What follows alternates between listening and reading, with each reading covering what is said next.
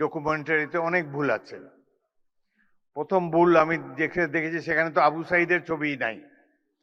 আবু সাইদ এই বিপ্লবের প্রতিচ্ছবি, প্রতীক। তার ছবি না থাকলে এটা কোনো ডকুমেন্টারি হলো না। প্রকৃতপক্ষে বক্তৃতা দেওয়ার মানসিকতা হারিয়ে ফেলেছি। আজ এই অনুষ্ঠানটি একটি জাতীয় অনুষ্ঠান, সলেম অকেশন। জুলাই যোদ্ধাদেরকে শ্রদ্ধার সাথে স্মরণ করার জন্যই রাষ্ট্র এই অনুষ্ঠানের আয়োজন করেছে। কিন্তু যে দৃশ্য এখানে দেখলাম সেটিতেই অত্যন্ত দুঃখিত এবং লজ্জিত হয়েছি, ব্যথিত হয়েছি। সকালটা ভালোই কেটেছিল, টেলিভিশনে দেখেছি জুলাই জাদুঘর উদ্বোধনী অনুষ্ঠানটি। সেখানে মাননীয় প্রধানমন্ত্রী এবং অন্যান্য দেশের বিশিষ্ট ব্যক্তিবর্গ ছিলেন। জুলাই যোদ্ধাদের একটি মিলন মেলা দেখতে পেয়েছিলাম সকালে।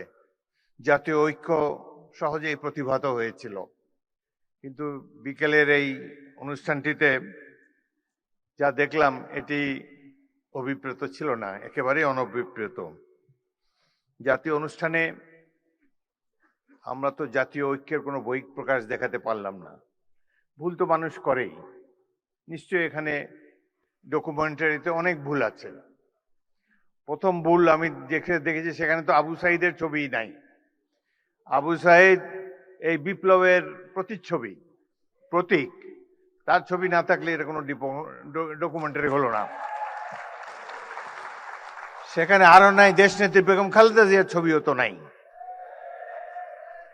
সুতরাং কিছু ভুল হয়েছে এবং এই ভুল মাননীয় মন্ত্রী জোর হাতে স্বীকার করেছেন, ক্ষমা চেয়েছেন, বারংবার ক্ষমা চেয়েছেন।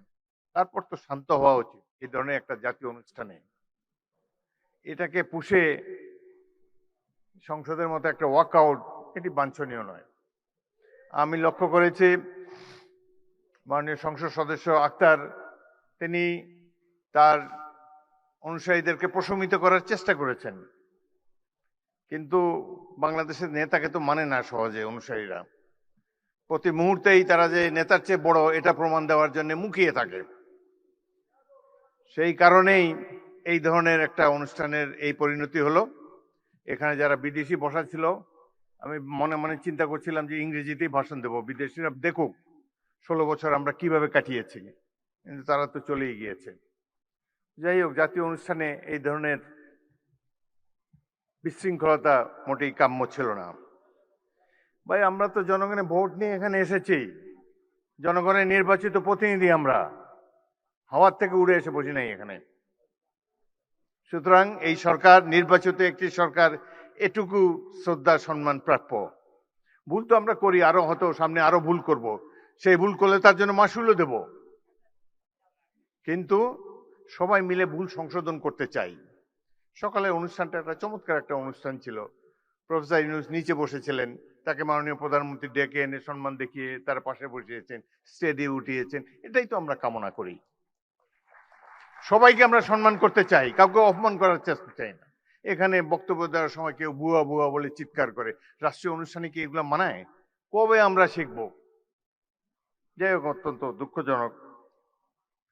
আমি আরো বেদনার্থ হয়েছি, অভিভূত হয়েছি। মা তার অন্ধ ছেলেকে নিয়ে এখানে দাঁড়িয়েছেন। তার ছেলেটি চোখ হারিয়েছে গণতন্ত্র পুনরুদ্ধারের জন্য, আইনের শাসন কায়েম করার জন্য।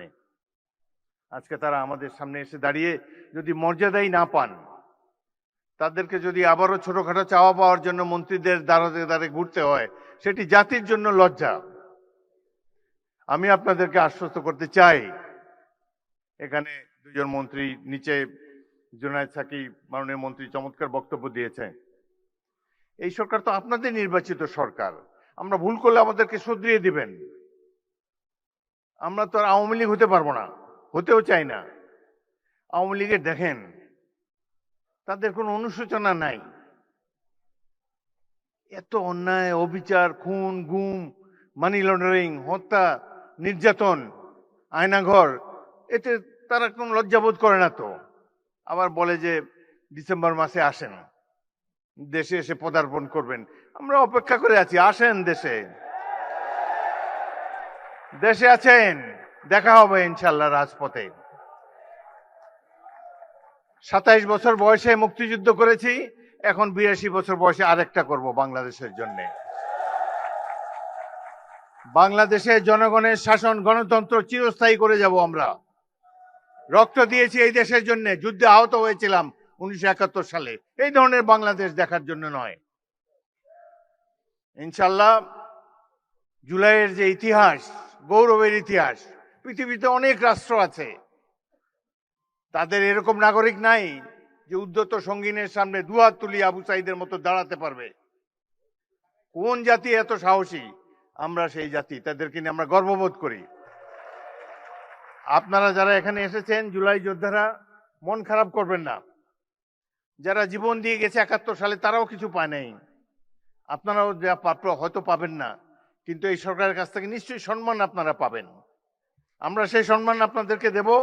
গরিব দেশের যতটুকু সাধ্য আছে সবকিছু উজাড় করে দেব আপনাদের কল্যাণের জন্য। বাংলাদেশের এই সরকারের সবচাইতে গুরুত্বপূর্ণ কাজ জুলাইতে যারা আত্মাহুতি দিয়েছে সেই সব পরিবারের রক্ষণাবেক্ষণ করা, এটাই সবচাইতে পবিত্র দায়িত্ব। যারা আহত, চোখের দৃষ্টি হারিয়েছে, অঙ্গ হারিয়েছে, তাদেরকে সুস্থ করে তোলা এই সরকারের পবিত্র দায়িত্ব। ইনশাল্লাহ আমরা সবাই মিলে সেটি পালন করব।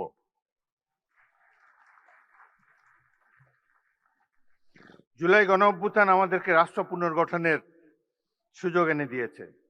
আমাদের লক্ষ্য হওয়া উচিত একটি গণতান্ত্রিক, ন্যায়ভিত্তিক, দুর্নীতিমুক্ত বাংলাদেশ, যেখানে প্রতিটি নাগরিক সমান অধিকার ও মর্যাদা পাবে।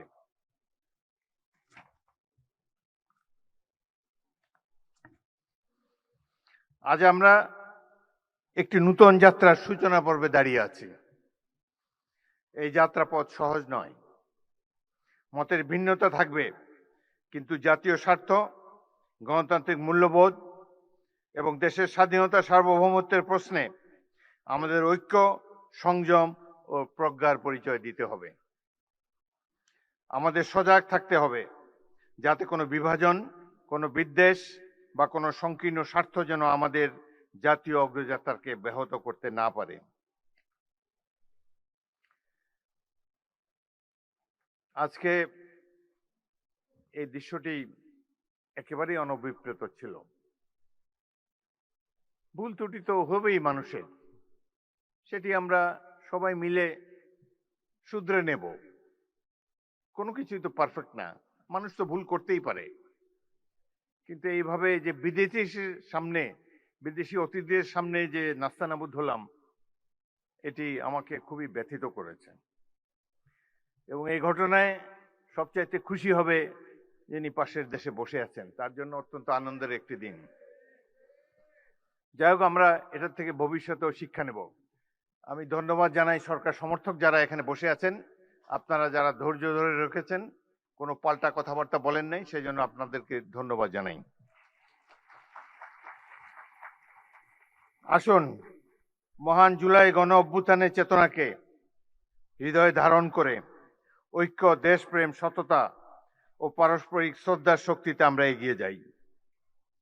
শহীদদের রক্তে অর্জিত এই নতুন সম্ভাবনাকে আমরা একটি বৈষম্যহীন, গণতান্ত্রিক, ন্যায়ভিত্তিক, মানবিক ও সুধী সমৃদ্ধ নতুন বাংলাদেশ নির্মাণে দৃঢ় অঙ্গীকারে রূপান্তরিত করি। 1971 মহান মুক্তিযুদ্ধ সংগঠিত হয়েছিল গণতন্ত্র প্রতিষ্ঠার জন্য। 71 এই জনযুদ্ধ ছিল গণতন্ত্র প্রতিষ্ঠার যুদ্ধ। একইভাবে জুলাইয়ের এই যুদ্ধ ছিল গণতন্ত্র প্রতিষ্ঠার জন্য। কেউ কেউ বলতে শুনেছি, আমরা কি নির্বাচনের জন্য জীবন বিসর্জন দিয়েছি নাকি? নির্বাচন তো গণতন্ত্রের অনুষঙ্গ। এই দেশে যতদিন গণতন্ত্র থাকবে, সাধারণ মানুষের মত প্রকাশের স্বাধীনতা থাকবে, ততদিনই আমাদের স্বাধীনতা সার্বভৌমত্ব অক্ষুণ্ণ থাকবে। সুতরাং গণতন্ত্র কোনো হেলাফেলার জিনিস নয়। যাদের জনগণের সামনে দাঁড়াবার শক্তি নাই, যাদের সেই অতীত নাই, জনগণ, জনকল্যাণ যাদের মাথার মধ্যে নাই, তারা নানা ধরনের তত্ত্বে সমাবেশ ঘটাবে। অনেক কথা বলার ছিল, কিন্তু রাষ্ট্রপতি হিসাবে সব কথা বলা ঠিক না। ঐক্য বিনষ্ট হয়ে এরকম কোনো কথা বলতে চাই না। আমি খুবই সামান্য মানুষ। এখানে যা কিছু সম্মান দিয়েছে আমাদের দল দিয়েছে, জনগণ দিয়েছে, মহান জাতীয় সংসদ দিয়েছে। আমি ক্ষুদ্র ব্যক্তি, কিন্তু একটি বড় চেয়ার আপনারাই দিয়েছেন, সেখানে বসে আছি। চেয়ারের মর্যাদা যাতে সবসময় থাকে, সেই জন্য, আমার জন্য নয়, চেয়ারের মর্যাদা রক্ষার জন্য, বাংলাদেশের মর্যাদা রক্ষার জন্য আমরা প্রত্যেকটি নাগরিক সচেতন থাকব।